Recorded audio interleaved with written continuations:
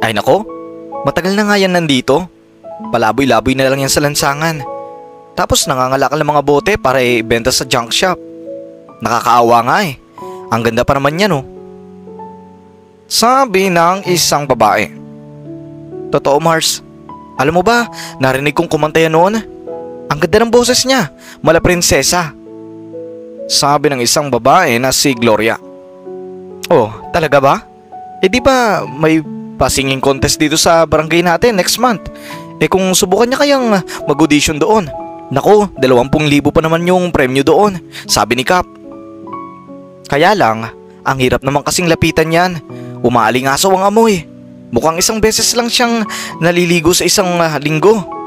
At saka Mars, alam mo namang mag-audition din ang anak ko roon.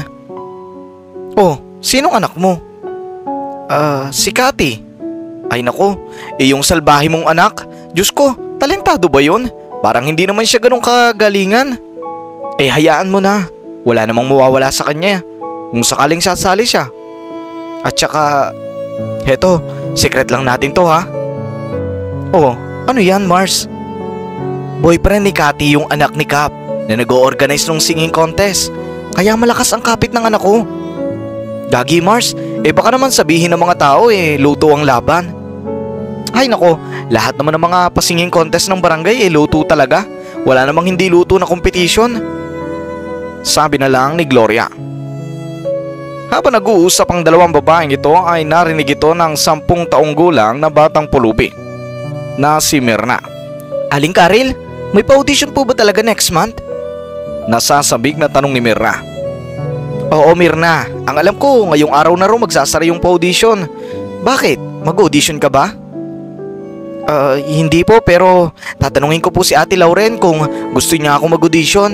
Kasi matagal niya nang gustong sumali sa singing contest. Pangarap po talaga kasi niyang kumanta. Sabi ni Mirna. Sige po, aalis na po ako. At umalis na nga si Mirna. Naiwan naman ang dalawang ginang. Napatampal na lang sa noo si Gloria.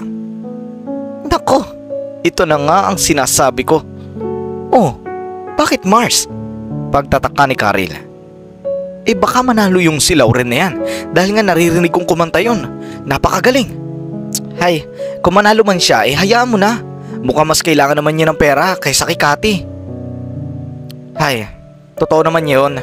Pero marami kaming bayarin Mars. Mukhang kailangan kong gawan ito ng paraan. Sabi naman ni Gloria. Ha? Eh ano namang gagawin mo Mars? Nag-isip si Gloria. Naniningkit ang kanya mga mata habang nag-iisip ng masamang plano upang magawan lamang ng paraan ang pagkapanalo ng kanyang anak na si Cathy. Samantala nang magtanong si Mirna sa dalawang ginang ay dali-dali siyang tumakbo patungo kay Lauren na nasa ilalim ng isang puno habang nakaupo sa isang bato at hawak ang isang sako na puno ng mga bote na kanilang ibebenta. Ate Lauren! Ate Lauren! Sigaw ni Mirna habang tumatakbo ito palapit kay Lauren. Oh, Mirna, bakit ka tumatakbo? Laking pagtataka naman ni Lauren. Kasi po, narinig ko po sina Adling Gloria at Aling Karel kanina. Ang sabi nila, may pa-audition daw po para sa singing contest na gaganapin sa susunod na buwan. Sabi nito. Lumawak ang ngiti sa mga labi ni Lauren sa kanyang narinig dahil sa pagkasabi. Matagal na kasi niya itong hinihintay. Talaga Mirna? Paano mo mag-audition doon? Tanong ni Lauren. Itanong natin kay Cap. Siya raw kasi ang mag-o-organize ng singing contest na yon. Galingan mo ha. Pero bago tayo lumapit kay Cap, maligo ka naman muna kasi ang baho mo na. Baka di tayo tanggapin yan. Sabi ni Mirna. Inamoy naman ni Lauren ang sarili at hindi nga kaaya-aya ang amoy niya. Natawa na lang si Lauren. Diyos ko, kung hindi ko aamuin yung sarili ko hindi ko malalaman na ang baho ko pala. Mukhang nasanay na yata ako sa amoy kong ito. Kasi naman Mirna, 1 linggo na kasing ulang-ulan. Sana umulan na para makaligo na ako. Kung ganon, tara na Ate Lauren. Huwag ka na maligo kasi baka magsara na yung audition. Kahit walang ligo ay nagtungo nga sa audition sa barangay sina Lauren at Mirna. Sa loob ng isang kwarto ang audition. Doon ay pakakantahin ang mga gustong sumabak sa kompetisyon.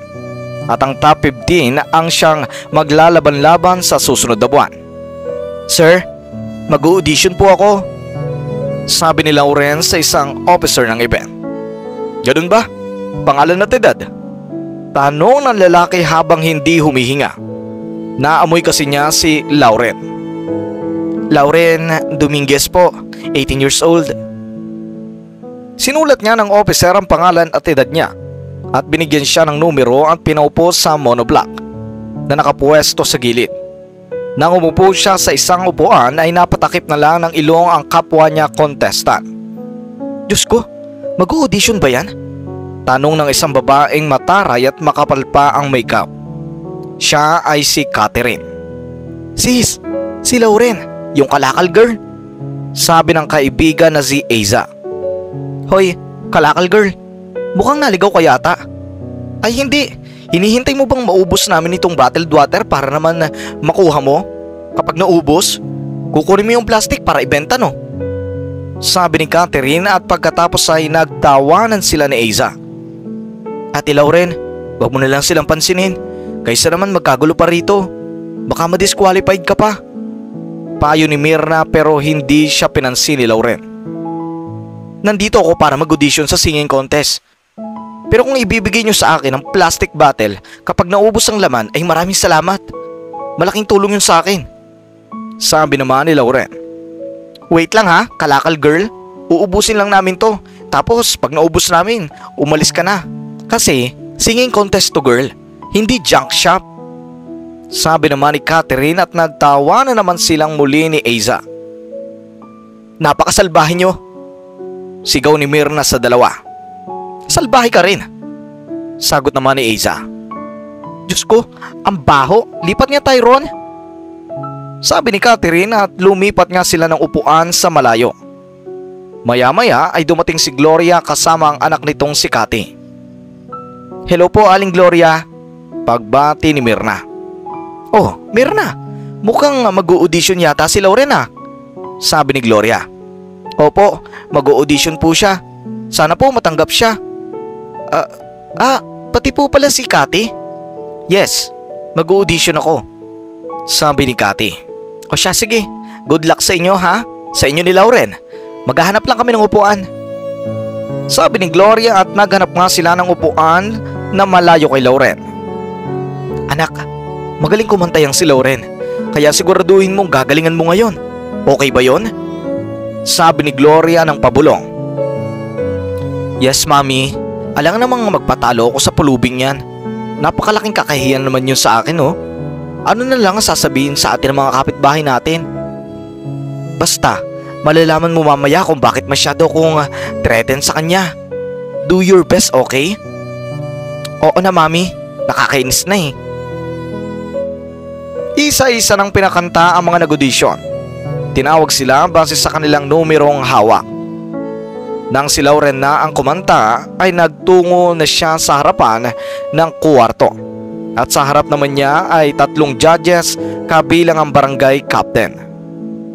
"Kumanta ka na, Miss Lauren," sabi ng barangay captain na nasa gitna ng 2 judges.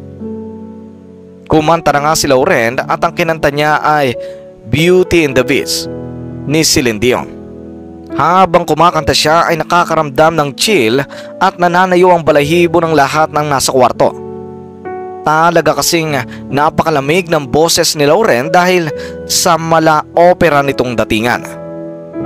Nang matapos siyang kumanta ay pumalakpak na lamang ang 3 judges. Dahil sa galing ni Lauren, maging si Mirna ay pumalakpak din at tuwang-tuwa. "Narinig mo yun, anak? Diba? Sabi ko sa iyo ang galing niya eh." Kinabahan naman si Cathy. Bigla siyang nanliit sa talento niya dahil sa talentong mayroon kay Lauren. "Hay, basta, mas gagalingan ko sa kanya at ako mananalo rito.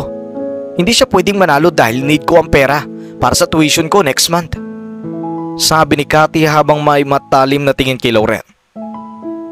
Matapos nga nun ay sinabihan ng judges na malalaman ang top 15 result sa susunod na linggo at ipopost ito sa labas ng barangay. Nang matapos kumanta ay umalis na rin sila Lauren at Mirna sa barangay Ate Lauren, ang galing-galing niyo po kanina talaga sa audition. Sigurado po ako na makakapasa kayo ron. Kasi napakinggan ko po yung mga contestant. Parang hindi naman kagalingan. Magaling naman sila pero mas magaling ka pa rin. Salamat Mirna ha. Promise, kapag nanalo tayo rito, ililibre kita ng Jollibee at bibili tayo ng mga magagandang damit sa ukay. Sige po ate, salamat po. Samantala nang matapos ang audition ay nilapitan ni Gloria si Kapitan Tonying ukol sa naging audition kanina. Kap, kamusta naman ang audition ng anak ko? Nagustuhan niyo po ba ang pagtatanggal niya? Ay oo naman Aling Gloria. Nagustuhan naming lahat ang audition ng anak niyo dahil napakagaling niya. Natuwa naman si Gloria sa feedback na ito ng Kapitan. Mabuti naman kung ganun at nagustuhan niyo yun. Kap, may pakiusap sana ako. Sige lang, Aling Gloria. Ano yun? Si Lauren, makakapasok po ba siya sa top 15? Ay nako, syempre naman, Aling Gloria. Katunayan, siya nga yung top 1. Top 1 naming lahat. Napakagaling talaga kasi ng batang yun. Narinig mo naman kanina kung paano siya kumanta, di ba? Kap, ang anak ko, paano siya? Ano naman ang rank niya? Siya ang top 2. Nako, Aling Gloria, kung hindi lang dahil kay Lauren, ay ang anak nyo sana mangunguna. Sana manalo ang anak nyo sa susunod na buwan. O sige na, Aling Gloria, alis lang muna ako at may pupuntahan pa ako. Sige po Kap, maraming salamat. At naiwan na nga si Aling Gloria na kabado at hindi mapakali. Kagad siyang umuwi at ibinalita sa anak ang sinabi ni Kap sa kanya kanina. Aburidong-aburido si Cathy nang malamang si Lauren ang nangunguna sa audition. Aminado siya na mas magaling ito sa kanya kaya nagsimulang maging threat si Lauren sa kanya. Mami, need nating mapatalsik ang batang yon ngayon pa lang. Need ko talaga kasi ng pera. Hindi niya naman ako kayang bigyan ng tuition ko. Reklamo ni Cathy. Kaya nga anak, kailangan nating gumawa ng paraan. Kung pakiusapan mo kaya yung nobyo mo. Pakiusapan mo para naman manalo ka sa contest. Sabi ni Aling Gloria. Diyos ko, nakakahiya naman kay Leo. Hay, yun na lang ang choice natin anak. Kung sa talento kasi titingnan hindi naman hamak na mas magaling talaga yun sa'yo. Magkano po ba yung consolation prize noon, Mami? 3,000 lang anak. Hindi ka makakapagbayad ng tuition kung ganun lang kaliit ang makukuha mo. Ayaw mo naman akong samahan sa pagtitinda ng gulay sa palengke. Dahil nagsinungaling ka sa mga klase mo na nagtatrabaho ko sa bangko para lang magmukha tayong sosyal. Oo na Mami, huwag niyo na ipaalala yon. Basta magpapractice ako sa pagkanta. Huwag niyo akong istorbuhin. Hay nako, kahit anong practice mo sa pagkanta, hindi mo pa rin matatalo yung si Lauren. Napakagaling kasi talaga ng batang yon. Mami, masyado niyo naman pong minamaliit ang kakayanan ko. Ay, kasi dapat matuto tayong tanggapin ang limitasyon ng kakayahan natin.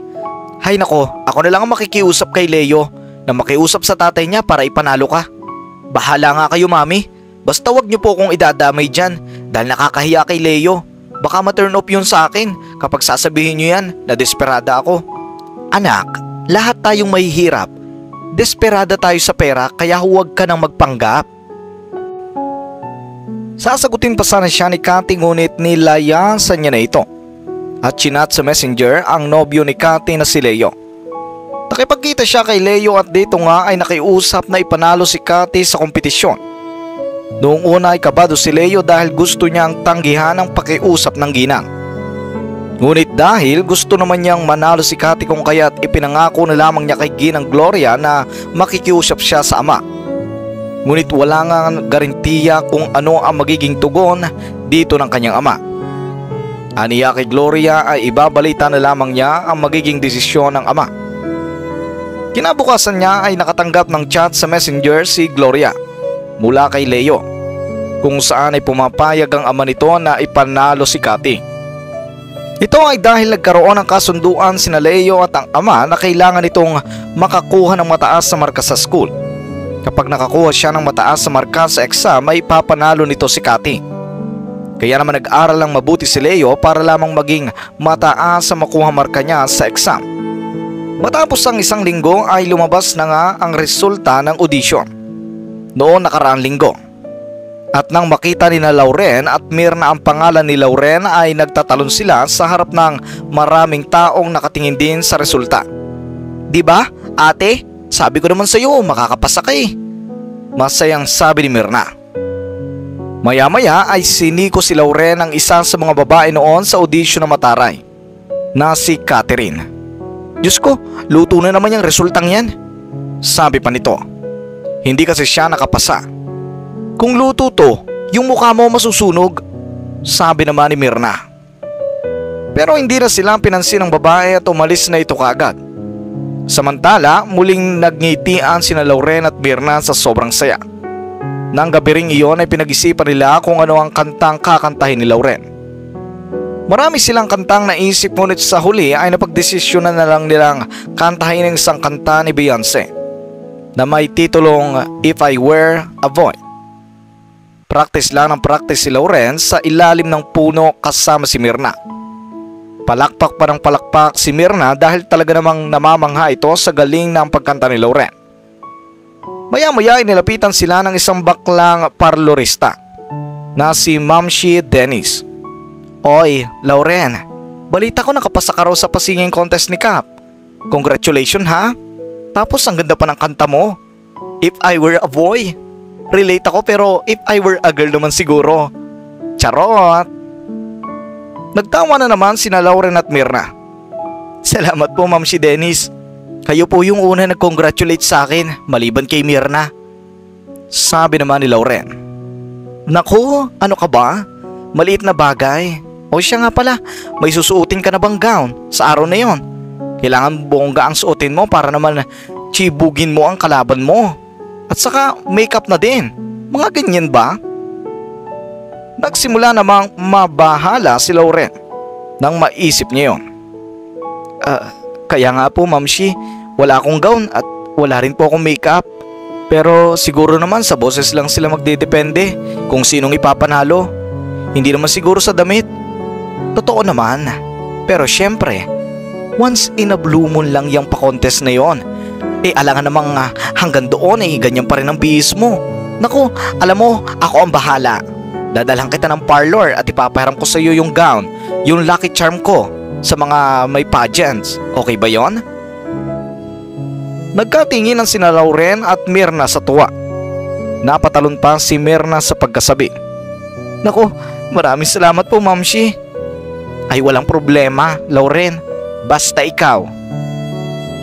Samantala, saktong napadaan noon si Gloria at narinig niya ang mga pinag-uusapan ni Lauren at Mamshi Dennis.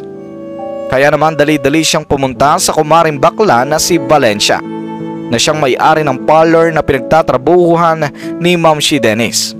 "Nako, ako ang bahala sa'yo, Aling Gloria. Kailangan manalo ang anak mo. Gugulatin ko si Mamshi.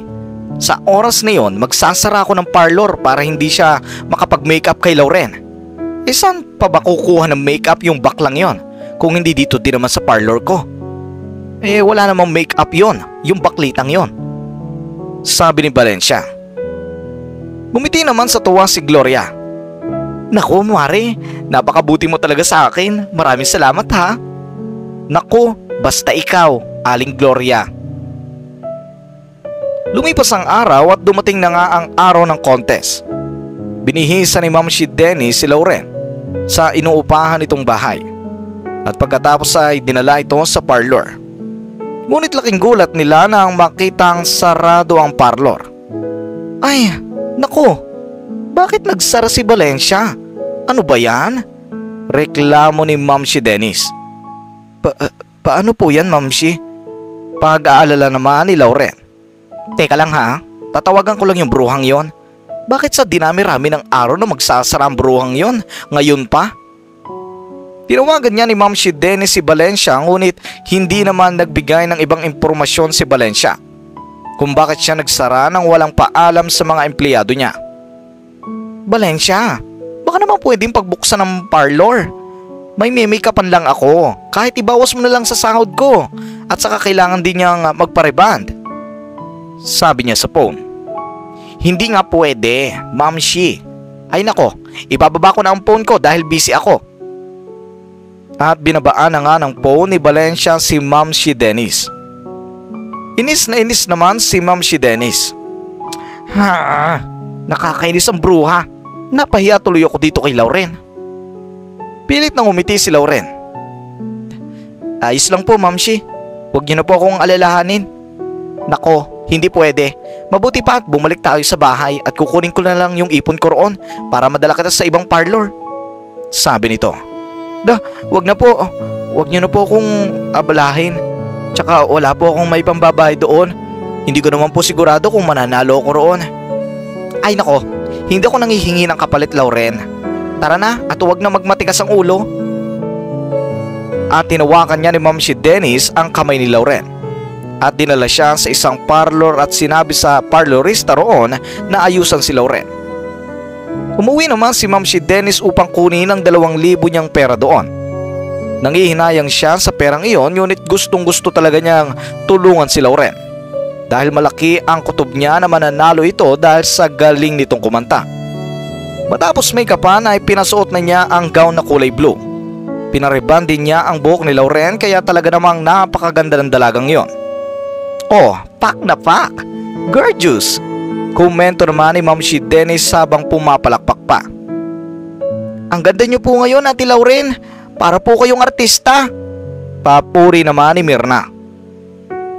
Napahawak sa pisngi si Lauren dahil sa hiya. Tama na, nahihiya na ako sa mga papuri niyo. Nahihiya niyang sabi.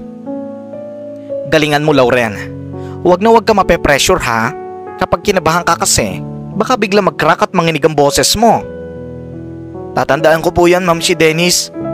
Promise po. At kapag nanalo po ako ay bibigyan ko po kayo ng balato. Ay salamat kung ganon. Pero huwag mo nang isipin yan ha. Mabuti pa at tara na at pumunta na tayo sa venue. At pumunta na nga sila sa venue ng event kung saan maraming monoblock chair. Ang magkakahilerang nakapwesto sa covered court ng basketball. Nakaupo na roon ang audience. Meron ding audience na naubos ng upuan kung kaya nakatayo na lamang ang mga ito sa gilid. Mayroon ding stage na itinayo sa covered court. Sa baba at sa harap noon ay ang 4 na judges. Alas 8 nagsimula ang event at nagsikantahan na nga ang isa't isang mga contestant. Pang 14 na natanghal si Cathy. At nagulat sina Lauren at Mirna nang marinig itong kumanta dahil sobrang galing nito ngayon. Para bang ibang iba ito sa pagkanta niya noon sa audition. Nagsipalakpakan ang mga tao nang matapos magtanghal si Cathy. Ang ilan pa nga ay nagsisigawan ng may nanalo na.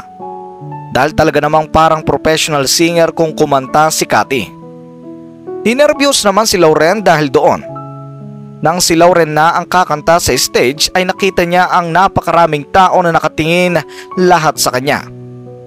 Hawak na niya ang mikropono. Bago siya kumanta ay inalala muna niya ang nangyari 2 taon na ang nakararaan sa probinsya niya sa Nueva Ecija. Ganito kasi ang nangyari noon bago siya napunta sa Maynila. Flashback. Nanay, pupunta na po ako sa Maynila. May pa-audition po kasi sa Channel 7 ng mga singer para sa programa nila. Sana po ay matanggap ako roon.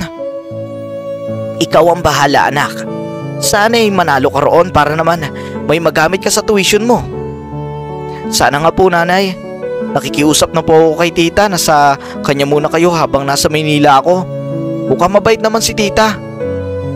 Sana bilisan mo, anak ha. Kasi alam mo namang iyang kapatid ng tatay mo. Hindi rin ako gusto niyan para sa tatay mo. Hindi ako komportable kapag nakatira ako sa kanila. Pero kailangan kong gawin dahil iiwan mo na ako rito. Ngumiti naman ng may kumpiyansa si Lauren. Sige po, nanay. Promise po at iuwi ko po ang premyo at magiging isang sikat na singer. Ipinapangako ko po yan sa inyo. Ngumiti naman ang kanyang ina. O sige na, umalis ka na at baka maiwan ka pa ng bus. Iyan na naging huling pag-uusap nila ng ina bago siya magtungo sa Maynila. Ngunit hindi naging maganda ang karasan ni Lauren nang siya ay nagpa-Maynila. Dahil ang lahat ng gamit niya ay nanakaw at hindi siya nakapag-audition sa programa na sana ay sasalihan niya. Kalat na kalat sa kanilang lugar ang pag-audition niya sa programang Channel 7. Kaya maraming umaasa sa kanya. Kaya dahil doon ay nahiya na siyang bumalik sa probinsya. Pinili na lamang niyang tumira sa Maynila at magpalaboy-laboy habang naghihintay ng oportunidad sa pagkanta. Samantala nang matapos balikan ni Lauren ang kanyang nakaraan ay saka siya kumanta ng buong puso. Ibinigay niya ang lahat na makakaya niya sa pagkanta para lamang masiguradong mananalo siya sa kompetisyong ito. Matapos niya kumanta ay nagpalakpakan ang mga tao sa kanyang performance dahil talaga namang natouch ang lahat sa kanyang pagkanta. Hindi lamang siya magaling sa pagkanta kung hindi pati sa paglalabas ng emosyon nito. Ang ilang judges pa nga ay nagpupunas ng mga luha sa gilid ng mga mata habang pumapalakpak. Tuwang-tuwa naman si Lauren habang pinagmamasdan ng lahat ng pinapalakpakan siya. Isang oras ang tinagal saka nilabas ang resulta at ang top 2 sa lahat ay sina Cathy at si Lauren. Sila na lang ang natitirang dalawa ngayon sa stage habang magkahawak ang mga kamay. Nakatugtog pa ang mga drum roll sa speaker habang hawak ng isang judge ang papel kung saan nakalagay ang pangalan ng mananalo. Nang mga sandaling iyon ay nasa rukrukan ang kabang nararamdaman ni Lauren. Pinagpapawisan na ang kanyang mga kamay sa sobrang kaba. Hanggang sa wakas ay binanggit na nga ng hurado ang pangalan ng nanalo. At ito ay walang iba kung hindi si Cathy. Napaluwa pa si Cathy habang nilalapitan siya ng kapitan. At tinabot sa kanya ang korona at ang tropeyo at ang sash na nagsasabing champion siya. Nasakta naman si Lauren sa naging resulta ngunit pinili niyang umiti na lamang sa harap ng maraming tao upang magpaka-positibo. Kahit papaano ay may consolation prize naman na 3,000 para sa kanya kaya hindi na ito masama. Lingid sa kalaman ni Lauren, may isang lalaki nagtatrabaho sa Channel 7 na nasa audience. Manghang-mangha ang lalaking ito sa kanyang performance. Samantala nang matapos ang event ay 1:00 na ito ng madaling araw. Umiiyak si Lauren sa ilalim ng puno habang nasa tabi niya sina Myrna at Mamshi Dennis. Ayos lang yan ate, ikaw naman ang first runner-up eh, pag-comport ni Myrna. Kaya nga Lauren, it's okay naman yun, pero feeling ko niluto talaga yung laban nyo. At saka feeling ko may dayang nangyayari. Never ko pang narinig na kumantay ang si Cathy ng ganon. Feeling ko nga lip-sync yung kinanta ng bruhang yun eh, sabi ni Mamshi Dennis habang nakahulikip-kip ang mga braso. Ayos lang po Mamshi, baka naman po magaling talaga siya, hindi lang natin alam, sabi ni Lauren. Kaya nga, pero at least tinaray mo naman ang best mo ate at may consolation prize pa eh, sabi ni Myrna. Nagabot ng 2,000 si Lauren kay Mamshi Dennis. Ito po Mamshi Dennis. Ay nako, wag na Lauren, mas kailangan mo ang pera kaysa sa akin. May trabaho ko kaya wag mo na akong alalahanin na bruha ka. Sa'yo na yan. Hindi po pwede Mamshi, ayoko pong makaabala sa inyo. Oh, di sige, kahit 1,000 na lang, wag ng 2,000, sabi naman ni Mamshi Dennis. At kinuha nga niya ang 1,000 sa kamay ni Lauren. Sige po, kung ganun, maraming salamat po Mamshi Dennis ha. Walang problema Lauren, basta ikaw. Maya-maya ay nilapitan sila ng lalaki nagtatrabaho sa Channel 7. At sinabi nito kay Lauren na nandaya nga raw si Cathy, dahil hindi naman daw ito kumanta ng live kung hindi nag-lip-sync ito. Hindi raw kasi tugma ang bibig ni Cathy sa tono ng kinakanta nito. Oh, tina mo? Sinasabi ko na nga ba? Yang bruhang talagang yan, napakadaya ng babaeng yan, naiinis na sabi ni Mamshi. Pero wala na po tayong magagawa dahil tapos na ang contest. Unless mag-a-appeal kayo sa mga judges at sabihin sa kanila yon, sabi ng lalaki. Kahit wag na po sir, nakatadhana na po talaga siguro para sa akin na ganito. Baka hindi po talaga para sa akin yung pagkanta, malungkot na sabi ni Lauren. Hindi yun totoo, Hiya.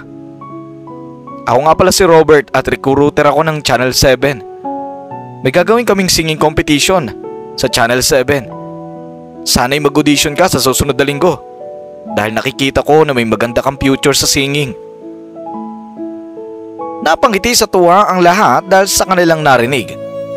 Kinuha ni Robert ang numero ni Ma'am si Dennis dahil wala nga namang phone si Lauren. Ang sabi ni Robert ay i-update na lang daw niya ang tungkol sa nasabing programa ng Channel 7. Lumipas sa mga araw at pinapunta na nga si Lauren sa audition venue at doon ay pinakita ang kanyang talento. Ipapalabas sa TV ang audition performance niyang iyon. Kaya naman nang i-air ito sa TV ay lalong sumikat sa kanilang lugar si Lauren. 3 buwan ang itinagal ng palabas na iyon sa TV hanggang si Lauren ang itinanghal na kampiyon. Nanalo siya ng 1 milyong piso sa patimplak na iyon. Kaya ang una niyang ginawa ay pinasalamatan niya si Ma'am si Dennis at binigyan ito ng 20,000 piso bilang pasasalamat sa lahat ng naitulong nito sa kanya. Ito kasi ang palagi nag-aayos sa kanya habang nasa kompetisyon siya. Matapos ay sinama ni Lauren si Mirna sa probinsya sa Nueva Ecija dahil balak na niya itong kupkupin at ituring na totoong kapatid. Nang pumunta si Lauren sa kanyang tita ay nagulat siya nang ganito ang sinabi ng tita. Umalis na siya. Sinundan ka niya sa Maynila para hanapin ka. Pero congratulations nga pala pamangkin ha. Alam mo bang palagi kaming nanonood ng TV dahil sa'yo? Lagi kaming nagbo-vote sa'yo sa text. Iyan ang sabi ng tita. Dahil doon ay laking gulat at pag-aalala ni Lauren para sa kanyang ina. Hindi na naituon pa ni Lauren ang kanyang atensyon sa mga pagbati ng pamilya ng tita. Dahil abala ang isipan niya sa pag-aalala kung saan na ngayon ang kanyang ina. Hinanap niya ng hinanap ang ina at halos 2 linggo rin niya itong hinahanap. Hanggang sa may kapitbahay na nakapagturo kung saan naroroon ang kanyang ina. Nasa parehong syudad din pala ito at palaboy-laboy sa kalsada. Napaiyak si Lauren nang makita ang kalunos-lunos na kalagayan ng pinakamamahal na ina. Dito ay sinabi ng ina na kaya ito umalis ay dahil palagi siyang pinagsasabihan ng mga masasamang bagay ng tita. Hindi na nito natiis ang lahat kaya umalis na lang siya ng bahay. Kaysa pagtiisa ng ugali ng tita. Nayakap na lamang ni Lauren ang ina habang umiiyak. Ngunit ipinangako naman niya rito na simula ngayon ay magiging maganda ang kanilang buhay.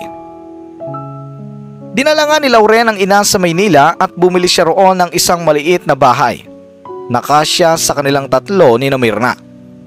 Nagpatuloy ang showbiz career ni Lauren. Palagi siyang lumalabas sa mga programa ng Channel 7 hanggang sa binigyan siya ng album ng kanyang record label. Nagkaroon siya ng maraming mga sikat na kanta na siyang lalo nagpayaman sa kanilang mag-ina. Matapos ang 5 taon niya sa showbiz ay pinagpatuloy niya ang pag-aaral at binigyan ng negosyo ang ina.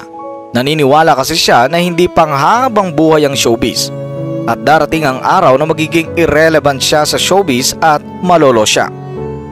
Pinag-isipan niyang mabuti kung saan mapupunta ang bawat pisong kinikita niya. Dahil bilang dating palaboy, alam na alam niya kung ano ang pakiramdam na walang makain sa isang araw. Para sa kanya, bawat piso ay napaka-importante. Pinag-aral din niya si Mirna at binigyan ito ng lahat ng pangangailangan nito. Nalaman din niyang si Ma'am si Dennis ay pinalayas ni Valencia sa parlor nito. Dahil sa pagkakalat daw nito na nandaya si Cathy ng araw ng kompetisyon. Upang makatulong kay Ma'am si Dennis ay binigyan niya ito ng maliit na parlor at nakatayo mismo sa harap ng parlor ni Valencia. Dahil maganda ang pakikitungo ni Ma'am si Dennis sa lahat ay mas pumatok ang kanyang parlor kumpara kay Valencia. Dahilan upang unti-unting malugi ang parlor ni Valencia. Si Cathy naman ay nabuntis ni Leo at pareho silang hindi nakapagtapos ng pag-aaral. Galit na galit pa si Gloria noon kay Cathy. At palagi niyang sinasabi sa anak na dapat ay gayahin ito si Lauren na porsigido sa buhay. Ang barangay captain naman noon na kasabwat sa Pandaraya ay natalo sa eleksyon dahil Ang kalaban nito sa pagtakbo ay palaging ginagamit ang pandaraya nito sa singing contest upang kumbinsihin ang mga botante na huwag itong iboto. Aniya, kung manandaya raw ito sa isang simpleng contest, paano pa kaya sa posisyon sa gobyerno? Nang makapagtapos ng kolehiyo si Lauren bilang magna cum laude ay nagpatuloy pa rin ang showbiz career niya. Kung titingnan ang kasikatan niya ngayon, tila ba matagal pa ang mailalaan niyang panahon sa showbiz. Nadaya man siya noon, binigyan pa rin siya ng Panginoon ang kapalit na labis-labis kung ikukumpara sa premyong ibinigay ng barangay sa singing contest na yon.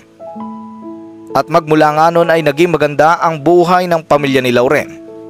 Hindi man naging maganda ang kanyang karanasan sa nakaraan, ngunit dahil sa kanyang pagpupursiging matupad ang kanyang pangarap ay naging dahilan nito upang suklian ng Panginoon ang lahat ng pagtsatsaga niya sa buhay. At dito na nga po nagtatapos ang kwento para sa araw na ito.